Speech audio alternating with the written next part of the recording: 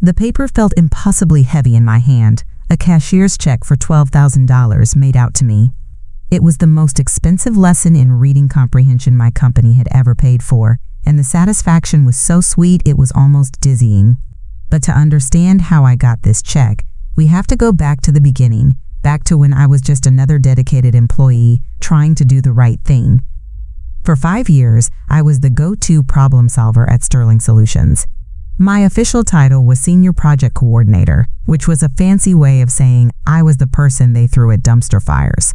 While others clocked out at 5 on the dot, I was the one still hunched over my desk, bathed in the blue glow of my monitor, untangling some catastrophic mess left by an overpromising salesperson. I didn't just meet deadlines. I wrestled them to the ground and hogtied them. I ran on lukewarm coffee, protein bars I kept in my desk drawer, and a stubborn refusal to fail. My masterpiece of martyrdom was the Odyssey project. It was a massive, 6-month-long client data migration that 2 senior managers had already quit over. The data was a mess, the client was notoriously difficult, and the timeline was a joke. But I took it. I mapped out every single dependency, created a color-coded, multi-phase rollout plan that was a work of art, and personally trained the client's team. I worked 70-hour weeks. I ate lunch at my desk. I canceled a non-refundable trip to see my sister in Austin. I was a ghost in my own apartment, just a specter who showered and slept there for a few hours before returning to the office. The day we went live, I was running on 48 hours of no sleep. But it worked. The migration was seamless. The client was ecstatic. My boss sent a company-wide email praising my unwavering commitment. I felt a flicker of pride, a sense of real accomplishment. That feeling lasted until my next one-on-one with Brenda from HR. Brenda was the director of human resources, a woman who spoke in a soft, feathery voice that made you feel like you were being tucked into bed by a python. She had a smile that never quite reached her eyes and an obsession with policy that bordered on fanatical. She called me into her sterile beige office a week after the Odyssey project's success. "Jenna, hi, come on in, have a seat," she chirped, gesturing to the uncomfortable chair opposite her desk. Her own chair was a high-backed leather throne. "I just wanted to touch base. We were all so impressed with your work on the Odyssey account. Truly stellar." "Thanks, Brenda. It was a team effort, but I'm glad it went smoothly," I said, trying to sound modest. "Oh, absolutely," she nodded, her smile tightening just a fraction. "But that's actually what I wanted to talk about, your timesheets from the last few months." She slid a stack of printouts across the desk. My logged hours were circled in red ink. "We've noticed a significant amount of overtime. Now, as a salaried exempt employee, you know you're not eligible for overtime pay, but the sheer volume here is, well, it's setting a precedent." I was confused. "I'm not sure I follow. The project required the extra hours. It was the only way to meet the deadline." "I understand," she said, her voice dripping with condescension, "but we have to think about work-life balance. We don't want our employees to burn out. It's important for morale and for liability, of course." She tapped a perfectly manicured finger on the page. "Going forward, we need you to stick to a strict 40-hour week. Any work beyond that needs to be pre-approved by your director and me, in writing, 72 hours in advance." I stared at her. "Brenda, you know how this place works. Fires pop up. Clients have emergencies. A 72-hour pre-approval for urgent work isn't feasible." "Well, that's the new policy," she said, folding her hands primly on her desk. She leaned forward as if sharing a secret. "Look, I'm on your side here, sweetie. I'm just trying to protect you and the company. We have to be diligent. It's all about following the rules, you know?" The word "sweetie" landed like a slap. I wasn't a child she needed to protect. I was the woman who had just saved the company's largest account. But I saw the look in her eyes, that cold, bureaucratic certainty. This wasn't about my well-being. This was about control. It was about reminding me that no matter how much I sacrificed, I was just a cog, and the machine had its rules. Little did she know, I was about to become an expert on those rules. For the next 3 months, I became a model of work-life balance. At 4:59 p.m., my hands would hover over my keyboard. The second the clock on my computer ticked over to 5 o'clock, I was logging off. Dumpster fire in aisle 3? Not my problem. Salesperson promised a client the moon by morning? They could go find it themselves. The 72-hour pre-approval rule was my shield and my sword. And, as I predicted, things started to slip. Deadlines were missed. Small fires grew into infernos. My director, Mark, started getting frantic calls from clients who were used to my immediate, problem-solving presence. The breaking point was the Apex initiative. They were a new, high-value client, and their implementation was a tangled disaster. Mark came to my desk, his face pale and slick with sweat. "Jenna, I need you. Apex is threatening to walk. It's a complete catastrophe." "I'd love to help, Mark," I said, pointing to the clock. It was 4:45 p.m. "But anything beyond my regular hours needs to be pre-approved by you and Brenda, 72 hours in advance. You know the policy." He ran a hand through his thinning hair. "There's no time for that. This is an all-hands-on-deck right now kind of emergency." He lowered his voice. "Look, I know that policy is restrictive. Let me talk to Brenda. We'll make it worth your while." An hour later, I was sitting in that same sterile office, in that same uncomfortable chair with Mark sitting beside me. Brenda was in her throne, steepling her fingers. "Jenna," Brenda began, her voice smooth as silk. "Mark tells me the Apex account is in a precarious position." "It is," I said flatly, "and it will require a significant time commitment to fix, far more than 40 hours a week." Mark jumped in, "Which is why we want to make you a special offer. We can't approve the overtime, per policy." He shot a nervous glance at Brenda, who gave a slight permissive nod. "But if you can turn this around, if you can save the Apex account, the company is prepared to offer you a one-time project completion bonus, $15,000. I stared at them. $15,000. It was more than a quarter of my annual salary. A bonus? Not overtime? "Exactly," Brenda chirped, as if she'd invented the concept. "A performance incentive for going above and beyond to achieve an exceptional result. It's cleaner this way. No messy timesheets, just a reward for success. Do we have a deal?" Against my better judgment, I said yes. For the next 6 weeks, I lived and breathed the Apex initiative. It was the Odyssey project all over again, but worse. I pulled all-nighters. I worked through weekends. I meticulously documented every bug, every fix, every late-night call with the client. And I saved it. The client was thrilled, signing a 3-year extension. I was a hero, again. I was also exhausted, but the thought of that $15,000 check kept me going. The summons to Brenda's office came a week later. I walked in feeling confident, even a little triumphant. Mark was there again, but this time he wouldn't meet my eye. He just stared intently at a spot on the beige carpet. "Jenna, congratulations on the Apex success," Brenda began, that Python smile in place. "The client is very happy." "Thank you," I said, waiting for the other shoe to drop. "I'm looking forward to seeing that reflected in the performance bonus we discussed." Brenda's smile didn't falter, but it turned to ice. "Ah, yes, about that." She slid a single piece of paper across the desk. It was my system login report. We had a conversation about a potential incentive, contingent on performance. However, in the course of this project, you logged over 200 hours of unapproved work outside of standard business hours. I felt a cold dread creep up my spine. But that was the whole point. The bonus was for that work. It was in lieu of overtime. "There was no deal, Jenna," she said, her voice losing its feathery softness and taking on a sharp metallic edge. "There was a discussion, and any bonus is predicated on an employee following company policy.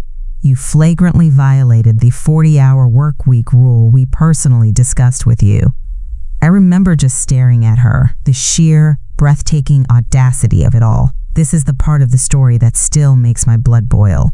If you're just joining me and finding this as unbelievable as I did, you should probably subscribe, because trust me, you won't want to miss how this ends. I looked at Mark, pleading with my eyes. He just sank lower in his chair, a portrait of spineless complicity.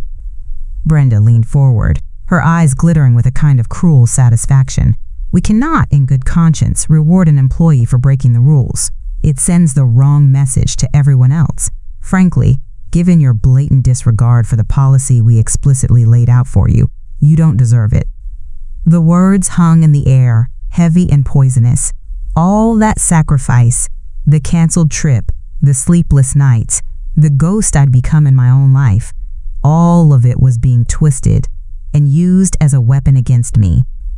She wasn't finished. "However," she said, as if granting a great mercy, "in light of the client's positive feedback, the company has decided to grant you a discretionary payment of $3,000. She pushed a check across the desk. "Consider this a lesson, sweetie. No one is above the rules."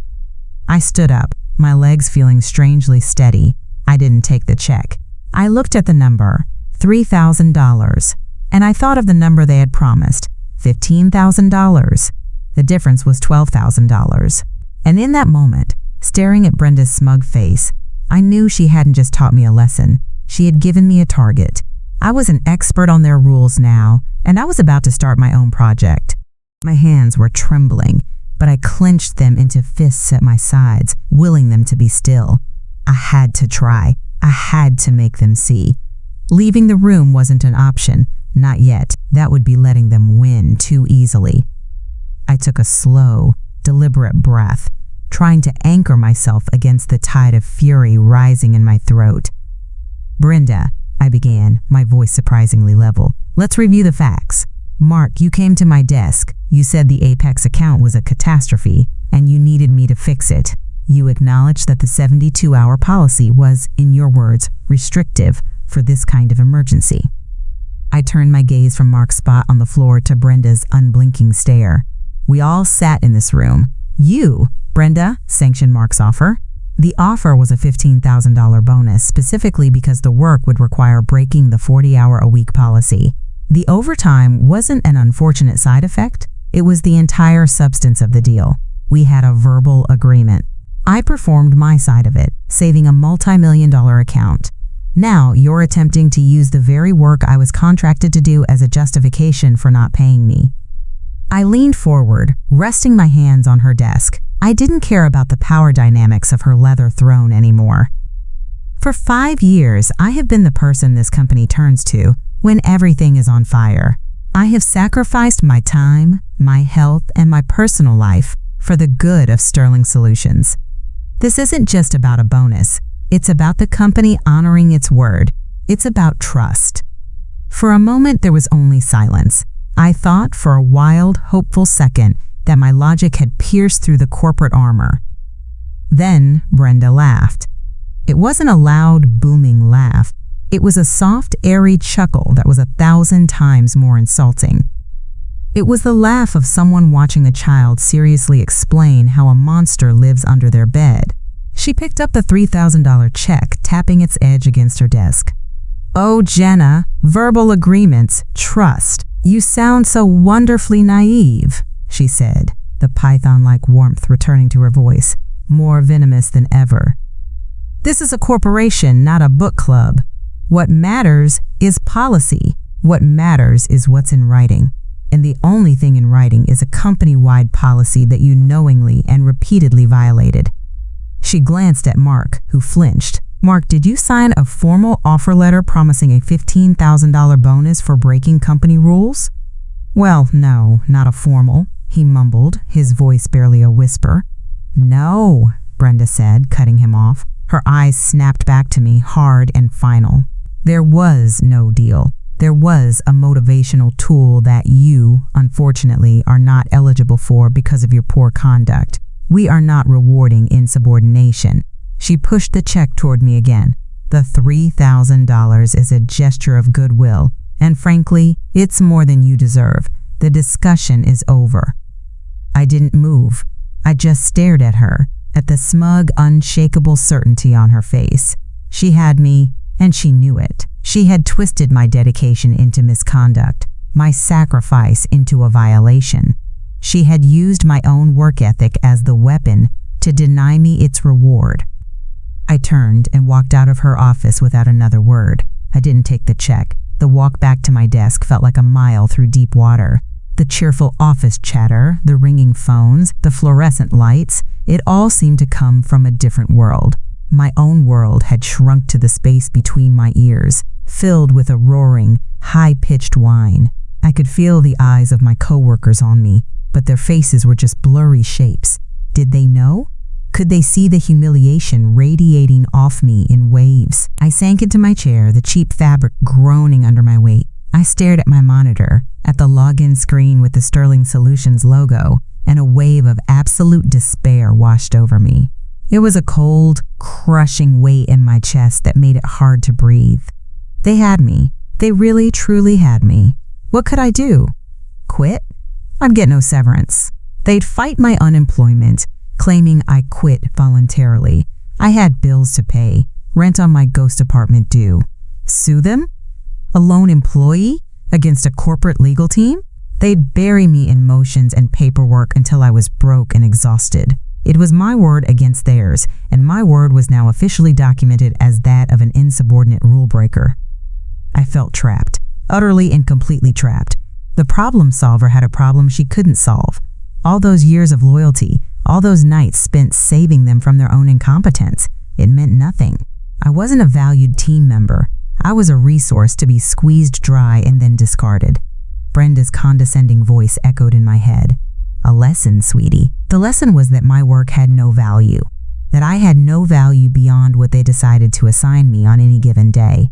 I dropped my head into my hands, the rough texture of my palms against my face, the only real thing in a world that had suddenly gone flimsy and false. In that moment, I felt a hopelessness so profound it was almost a physical ache. They had won.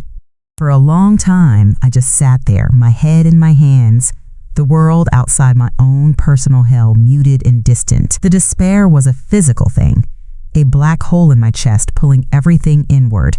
They had won. It was a perfect, elegant trap, and I had walked right into it, eager to prove my worth. Brenda's parting shot, "Consider this a lesson, sweetie," played on a loop in my mind. The lesson was clear. My loyalty was a liability, and my dedication was a tool they could use to exploit me. I don't know how long I sat there, but eventually, the roaring in my ears subsided, replaced by a single, sharp thought. It was Brenda's voice again, but from that first meeting, the one that started this whole mess. It's all about following the rules, you know?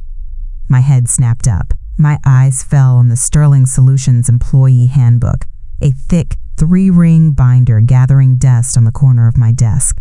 I hadn't looked at it since my first week 5 years ago. It was a prop, a symbol of a contract no one actually read.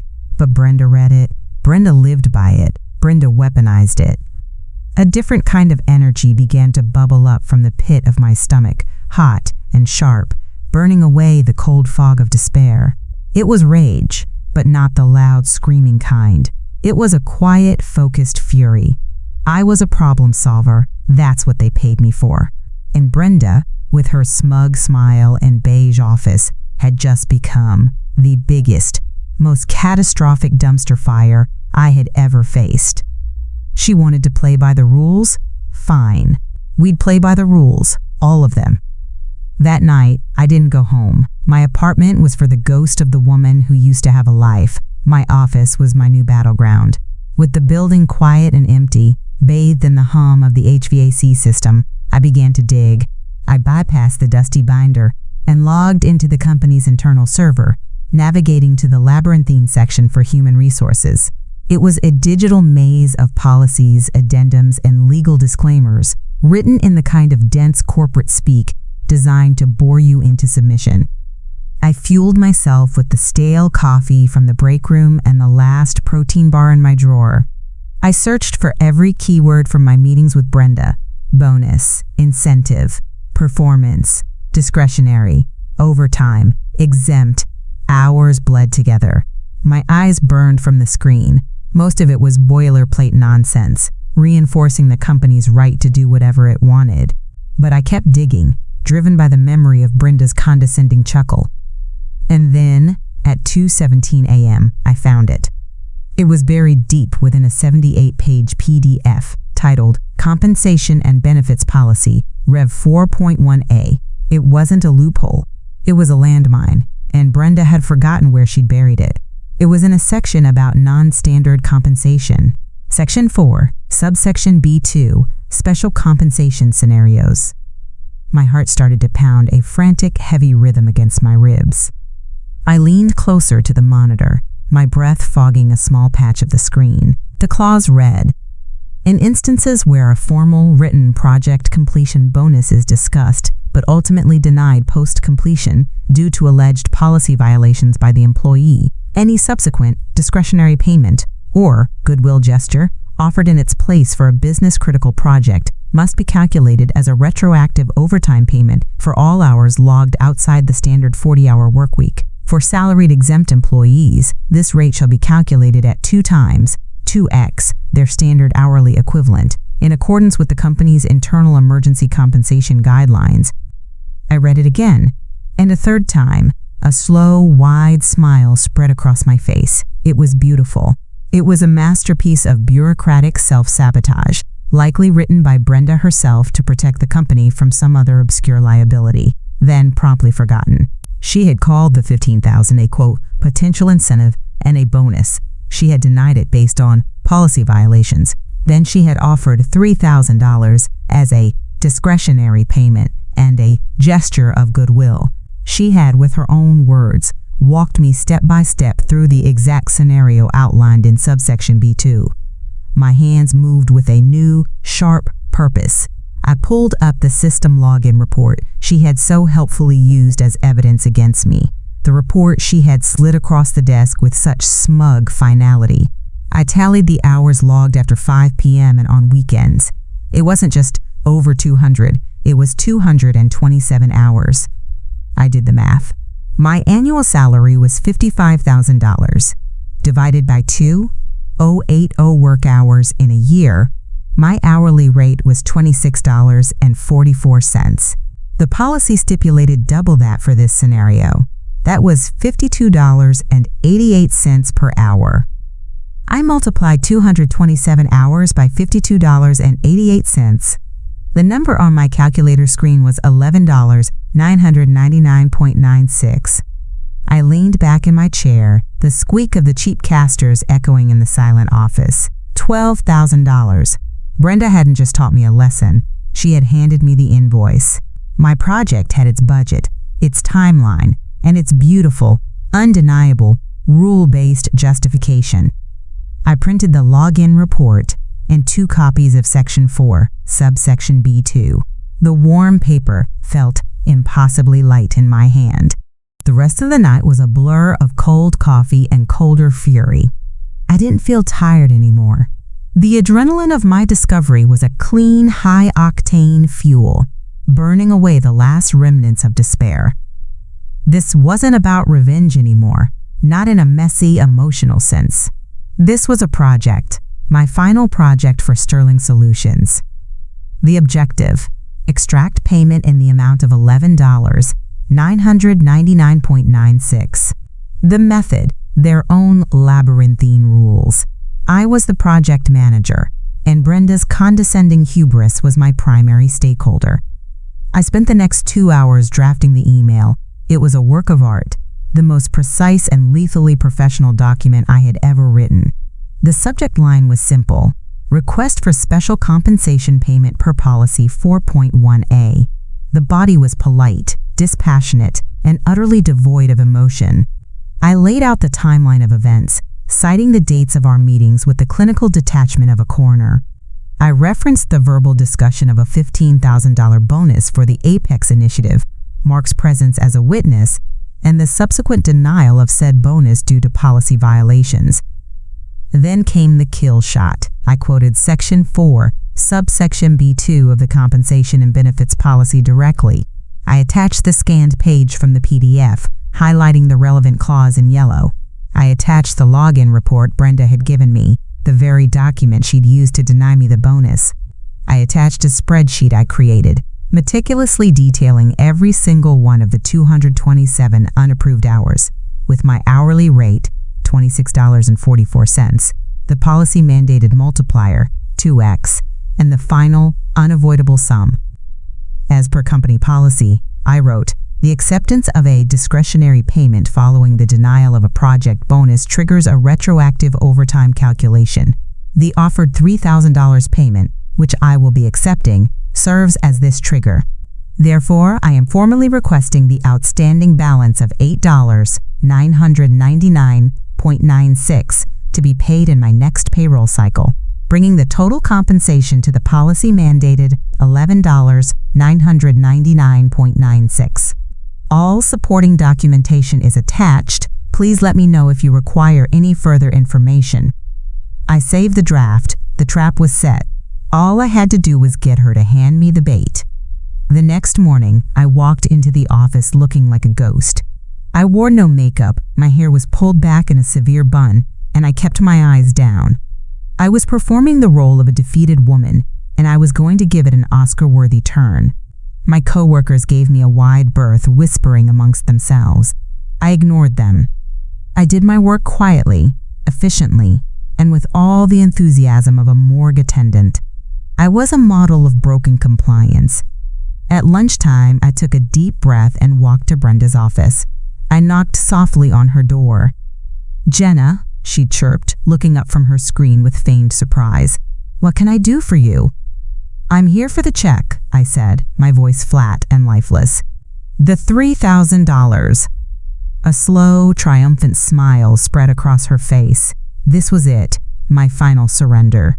She relished it, opening her desk drawer with a theatrical slowness and pulling out the envelope. She held it for a moment, not quite handing it over. "I'm glad you came to your senses," she said, her voice dripping with that familiar, poisonous sweetness. "It's for the best. You're a smart girl, Jenna. I knew you'd eventually understand that rules are what keep a business running smoothly. You just needed to learn that some of them have teeth." She finally pushed the envelope across the desk toward me. "Consider the lesson learned, sweetie. Now we can all move forward." I picked up the envelope. I didn't open it. I just held it in my hand and looked her directly in the eye. I saw the glint of victory in her gaze, the smug satisfaction of a predator who had successfully cornered her prey. I didn't say thank you. I didn't say anything at all. I just let a tiny, almost imperceptible smile touch the corner of my mouth before I turned and walked away. The silence I left behind was, I hoped, more unnerving than any argument I could have made. Back at my desk, I deposited the check using my bank's mobile app. The trigger was now officially pulled. I opened my saved draft. I added Brenda's email address, Marks, the head of payroll, and, for good measure, the general counsel of Sterling Solutions. I sat there, my finger hovering over the mouse, and watched the clock on my computer screen. 4:58, 4:59. At 5 p.m., I logged out of my workstation. At 5:01 p.m. on my personal phone, I hit send. The email, my perfectly crafted little bomb, was on its way. I stood up, slung my bag over my shoulder, and walked out of the office for the last time. The project was complete. The walk home was the longest 10 minutes of my life. Every step felt both heavy and light, my body a strange cocktail of exhaustion, terror, and exhilaration. I didn't check my phone. I didn't turn on the TV. I just sat on my couch in the dark, my apartment silent for the first time in months, and waited. The silence was a held breath. My heart hammered against my ribs, a frantic counter rhythm to the calm I was trying to project, even to myself. Had I missed something? Was there another, deeper clause that would negate mine? Had Brenda already called the lawyers to find a way to crush me? My phone buzzed on the coffee table, the vibration sounding like a gunshot in the quiet room. I jumped. The screen lit up with Mark's name. I let it ring twice before picking up, schooling my voice into a neutral, even tone. "Hello? Jenna, what did you do?" He sounded breathless, his voice a high, panic squeak. "My phone is blowing up. Brenda is... She's losing her mind. The GC's office just called me. What is this email? What is this policy?" "It's the policy you and Brenda have been so insistent on, Mark," I said calmly. "I'm just following the rules." "This isn't following the rules. This This is a declaration of war. Can't you just retract it? Say it was a mistake? I can try to smooth things over with Brenda if you just… There's no mistake, Mark. I cut him off, my voice turning to ice. I performed the work, I accepted the discretionary payment, and now I'm requesting the compensation mandated by company policy. You were in the room. You're a witness to the entire sequence of events. He was silent for a moment, the only sound his ragged breathing. She's going to fire you, Jenna. Is she? I asked, and let the question hang in the air. Before he could answer, my call waiting beeped. The incoming number was from the office. It was Brenda's extension. I have to go, Mark. I clicked over without waiting for a reply. Jenna. The single word was unrecognizable. The soft, feathery condescension was gone, stripped away. The python's skin had been shed, and what was left was raw, guttural, and shaking with fury. Hello, Brenda, I said, as if she were calling to ask about the weather. You think you're so clever, don't you? She hissed, the words tumbling over each other. This little stunt, this ambush, you are finished. Do you hear me? I will have you fired for gross insubordination. This is blackmail. Is it blackmail to request payment according to the terms outlined in the employee handbook, Brenda? I took a sip of water from a glass on the table. My hand was perfectly steady. I believe the term for it is payroll. I just followed the process. It's all about following the rules, isn't that right? I could hear a sharp intake of breath, then a choked, sputtering sound, as if she was physically trying to swallow her own rage. That policy, that's for, it's not for this. You twisted it. I don't believe I did, I said, keeping my voice level and serene. You denied a bonus after a business-critical project due to alleged policy violations. You then offered a discretionary payment. I accepted it. The policy is quite clear on what happens next. I'm surprised you aren't more familiar with it. It's very well written. The silence on the other end was thick with disbelief and impotent fury. I could practically see her in her beige office, her face purple, her carefully constructed world of rules and power plays crumbling around her. She had been so certain of her victory, so smug in her lesson, and now the student had become the master. I am your superior, she finally spat. You will retract that email immediately, or I will personally see to it that you never work in this city again. It was the last gasp of a dying tyrant. I let a small, genuine smile touch my lips. Brenda, I don't think you're in a position to be making threats. You see, I CC'd the company's general counsel. Firing me for requesting contractually obligated compensation would be, I believe, wrongful termination. A very messy, very expensive lawsuit, but you're the expert on liability, aren't you? I heard a faint, strangled noise. She had nothing. No threats, no loopholes, no condescending sweetie to save her. She was trapped, perfectly, elegantly, and by a cage of her own design. I decided to give her one last lesson. As you said to me just yesterday, Brenda, I said, my voice dropping to a confidential whisper, the discussion is over. I hung up. The silence that followed was different. It was clean. It was finished. 2 days later, I received a direct deposit notification from Sterling Solutions Payroll. The amount was $8,999.96.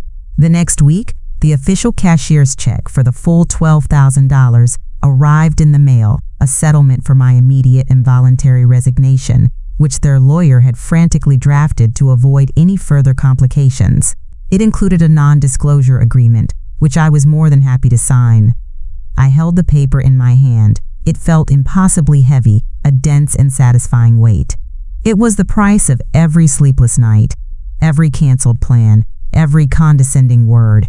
It was the cost of their hubris. And the satisfaction was so sweet, it was almost dizzying. The silence in my apartment after I hung up on Brenda was the most profound quiet I had ever experienced. It was the sound of a bomb going off and the shockwave passing, leaving behind a ringing stillness. I slept for 10 hours, a deep, dreamless sleep of the truly exhausted.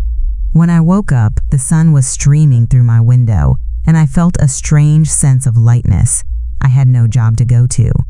I was a loose end, a problem Sterling Solutions had to solve. The call came at 10 a.m. It wasn't Mark or Brenda. It was a crisp, professional voice identifying herself as the assistant to Mr. Davies, the company's general counsel. She requested my presence for a meeting at 1 p.m. Not at the office, but at the law firm they kept on retainer downtown. The change of venue was a clear signal. The grown-ups were in charge now. I took my time getting ready. I chose a sharp, dark gray blazer and styled my hair. I looked like a woman who was on her way to a job interview, not a showdown. When I arrived, I was escorted not to a waiting room, but directly into a large conference room with a sweeping view of the city. Mr. Davies, a man with silver hair and a suit that cost more than my first car, stood to greet me. Seated at the far end of the long mahogany table were Brenda and Mark. They looked small and diminished in this new setting. Mark stared at the table's polished surface, as if searching for his reflection, while Brenda sat ramrod straight, her face a mask of cold fury. She was a python in a cage. "Miss Evans, thank you for coming on such short notice," Davies said, his voice smooth and measured. He gestured to a chair directly across from him, placing me at the head of the table opposite him, with Brenda and Mark relegated to the side. A deliberate power play, but this time it was in my favor. "I'm Charles Davies. I believe we have a situation that requires clarification." "I think my email was perfectly clear," I said, setting my purse on the empty chair beside me. Davies gave a placating smile. "Of course. We've reviewed the policy you cited. It's an obscure one, to be sure, a relic from a previous benefits package. Frankly, we're impressed you found it." He folded his hands. "Now, the company is prepared to honor the calculation, the $8,999. We can have that processed. However, we feel there has been a significant breakdown in trust. I think we can all agree your continued employment at Sterling Solutions is no longer tenable." This was the opening. He was trying to frame my termination as a mutual decision to avoid the wrongful termination lawsuit I'd dangled in front of Brenda. "I agree," I said. Brenda let out a small, sharp huff of air. Davies shot her a look that could have frozen lava. "Good," he continued, turning back to me. "So we process the payment you're owed, and we accept your resignation, effective immediately. We all walk away." This was their best-case scenario. Pay the money they were legally trapped into paying anyway, and get rid of me with no further consequences. It was time for my power move. "That's not going to work for me," I said calmly. I leaned forward slightly. "Last night, your director of human resources threatened to blacklist me. She called my request for contractually obligated payment blackmail. She did this after I had copied you on the email, Mr. Davies. Which means she knowingly created a hostile environment and exposed the company to further liability." Davies' smile became a thin, straight line. He knew I was right. And while I was digging through the compensation policies, I continued, my voice dropping a little, I found some other interesting relics. Specifically, the federal guidelines for classifying salaried exempt employees. It's a tricky business, isn't it? The duties test, the salary basis. A company could get into a lot of trouble if it was discovered they were misclassifying entire departments of project coordinators to avoid paying overtime. An audit from the Department of Labor would be messy. The potential for damages could be quite significant. Mark went pale. Brenda looked like she'd been slapped. Davies was perfectly still, his eyes locked on mine. He was no longer dealing with a disgruntled employee. He was dealing with a credible threat. This wasn't a negotiation about my feelings anymore. It was a cold calculation of risk. "What do you want, Ms. Evans?" he asked, the polished veneer gone from his voice. "I'm glad you asked," I said. "The $8,999 isn't a settlement. It's my back pay, and you will deposit it. That's non-negotiable. My resignation, however, comes at a different price." I let the silence hang in the air for a moment. "The price for my silence," for a signed NDA and my immediate voluntary resignation is a severance payment. Pay me my settlement, and maybe I won't feel the need to report that second violation. The price goes up today. You will cut me a cashier's check for $12,000. Not a penny less. Davies stared at me, his mind clearly running the numbers. The cost of my severance versus the catastrophic cost of a class action lawsuit and a federal audit. Brenda started to speak, a furious, sputtering sound, but Davies held up a single, silencing finger without ever breaking eye contact with me. He finally gave a slow, almost imperceptible nod. "The judge has ruled," he said, a flicker of grim respect in his eyes. "We'll have our office draft the severance agreement and the check. You'll have it by the end of the week." The cashier's check arrived on a Tuesday in a crisp, nondescript FedEx envelope. It felt impossibly heavy in my hand, a single sheet of paper representing $12,000. Added to the direct deposit that had already cleared, it was the full price of my silence and my freedom. I ran my thumb over the embossed bank name, the neat printed line, "Paid to the order of Jenna Evans." I hadn't just won an argument, I had forced a corporation to write a check to the woman it tried to break, using the very rules it had tried to break her with. It was the most expensive lesson in reading comprehension Sterling Solutions had ever paid for, and the satisfaction was so sweet it was almost dizzying. I didn't hear about Brenda's fate right away. For about a week, I just decompressed. I slept in, I went for long walks. I booked that flight to Austin. It was while I was packing that my phone rang. It was an old coworker, Sarah, from accounting. "Jenna, you're not going to believe this," she whispered, the conspiratorial tone unmistakable. "They walked her out." "Walked who out?" I asked, though I already knew. "Brenda. This morning, Davies from legal and 2 security guards came to her office. She didn't even get to pack her things. They just stood there while she put her purse in a cardboard box and escorted her out the front door. In front of everyone." I pictured it vividly. Brenda, stripped of her leather throne and her python smile, being paraded past the very employees she lorded over. The ultimate public humiliation.